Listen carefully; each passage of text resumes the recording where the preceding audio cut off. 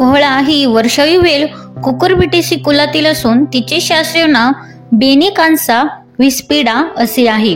ही वनस्पती मूळची जपान व इंडोनेशियातील असून नंतर तिचा प्रसार इतर प्रदेशांत झाला आहे। भारतात पंजाब, पश्चिम बंगाल आणि महाराष्ट्र या राज्यांत कोहळ्याची लागवड जास्त प्रमाणात केली जाते। कोहळ्याची सरपटत वाढणारी वेल प्रतानांच्या सहाय्याने वर चढते। तिची पाने मोठी व खालच्या बाजूने केसाळ असतात। फुले मोठी, एकलिंगी, एकेकटी आणि पिवळी असतात। नर फुलांचे देठ मादी फुलांच्या देठाहून लांब असतात। फळे लंबगोल व रसाळ असून पूर्ण पिकल्यावर पांढऱ्या मेंचट थराने आच्छादलेली दिसतात। कोहळ्याचे फळ गोड, शीतल, पौष्टिक, सारक, मूत्रल व वाजीकर असते।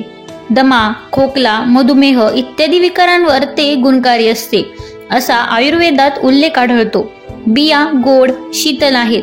कोरडा खोकला, ताप, उपदंश इत्यादींवर गुणकारी असतात। बियांचे तेल कृमीनाशक असते। कोहळ्यांचा गर भाजी, सांडगे व पापड इत्यादींसाठी उपयोगात आहे। उत्तर भारतात कोहळ्यापासून पेढा, मिठाई करतात। दक्षिण भारतात कोहळा आमटीत मिसळतात। कोहळ्यापासून महाराष्ट्रात कोहळे पाक बनवितात। कोहळ्याचा रस पेय म्हणूनही घेतात। कोहळ्याचे बी लागवडीसाठी हवे तेव्हा उपलब्ध व्हावे यासाठी व इतर अनेक कारणांसाठी घरात कोहळा टांगून ठेवतात। धन्यवाद।